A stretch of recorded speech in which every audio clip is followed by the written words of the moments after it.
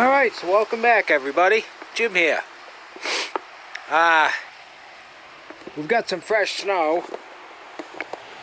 And it's probably about 32 degrees right now. We're trying to keep busy. And I guess today, well, I'm certainly not working on the sawmill. There's not much to do outside. The driveway doesn't really need to be plowed or anything. The campers are all tucked in back there. So what I'm going to do is probably work in the shed. In my shed, my little workshop. It doesn't have much for heat in there. But I'll show you what I'm going to be working on here in a moment.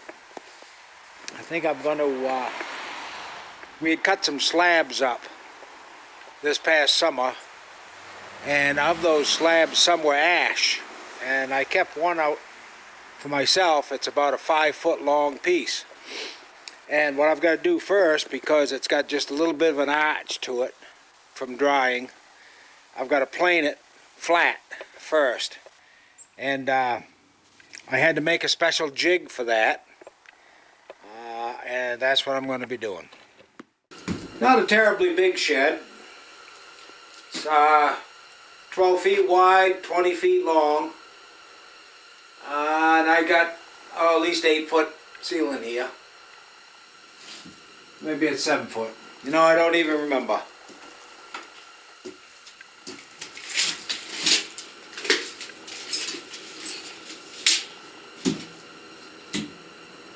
Seven foot 6 ceiling, and I got my my heaters running, and I'm about to get this slab moved over to the table, and I'll show you the slab here in just a moment. Okay, so you can see the slab. It's right here. She's 5 foot long, a little over.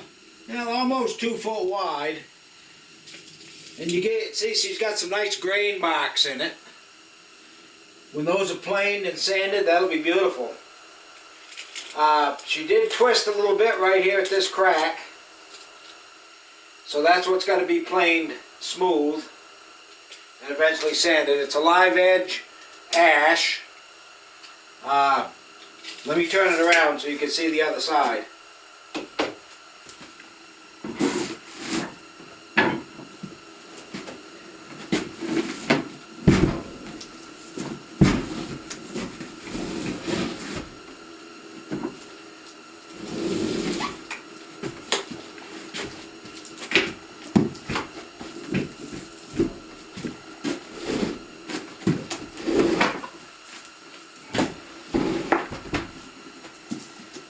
There, I think you can see some of it anyway. It's live edge.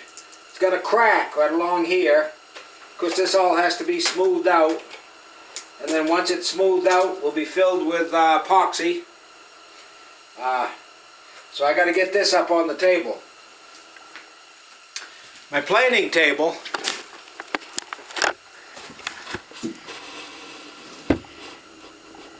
is right there.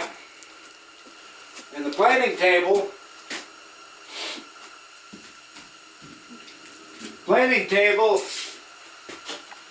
is 33 3/4 wide, and it's 4 foot long. So this is going to be interesting, because that's a 5 foot piece. That means I can only plane a portion of it, and then I got to adjust the piece. That might make a difference on how flat it comes out, I'm not sure. So, stay tuned. I'm going to get this up on the table, and I'll be back in a moment. Well, I think I've got it latched down enough. It's got a little bit of a curve this way, like a banana, and it's also a little bit this way. By the time I trim this off, because this is the high end right here, I think this end of the slab is going to end up being a little thinner than that end. But this is the top of it. This will be the tabletop. So the bottom side may not be perfectly flat when I'm done, but the top should be. So we'll see how this goes.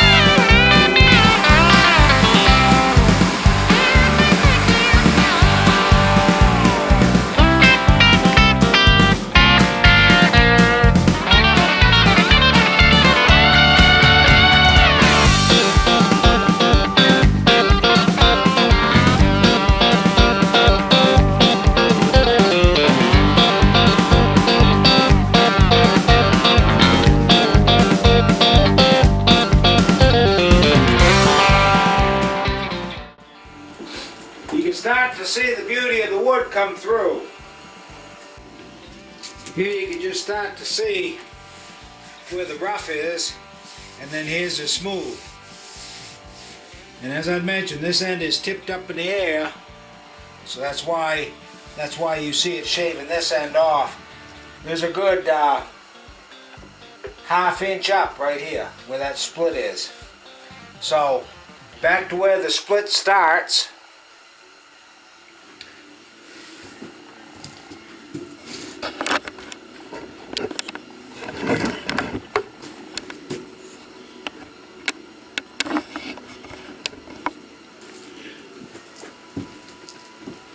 Back to where the split starts, I've got to keep shaving this off until I get down to that area there.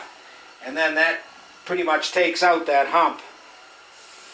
In the meantime, that's pretty.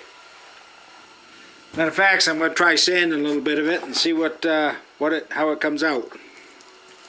Nice to get some an idea of what it's going to look like. Gives you a little more ambition to keep going.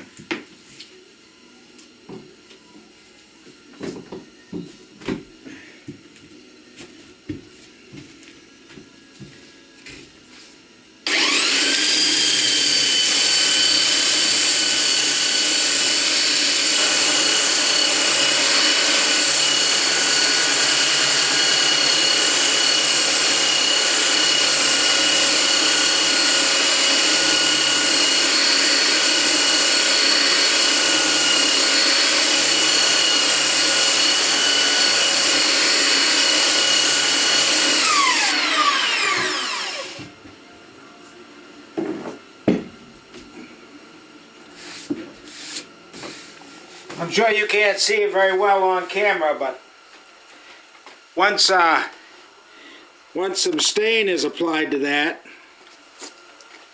that is going to be pretty. You can see the curl and the grain. It's coming out perfect. Nice, nice. And again, this is live edge, so a lot of the bark stays right on it. Well, I'm going to continue on. I'm not going to film the whole thing because this is going to be a pretty much a day-long process, I think. Alright, so it looks like I've got quite a bit of it done.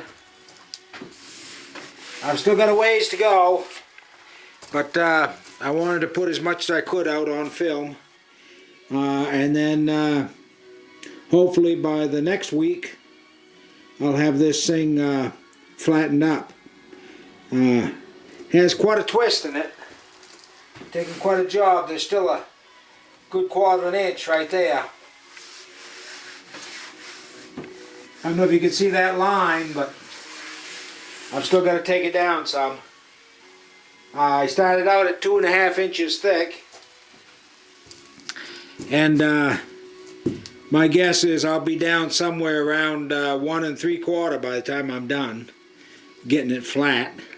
So anyway, if you liked watching this process so far, this is my flattening jig, and you can see, well,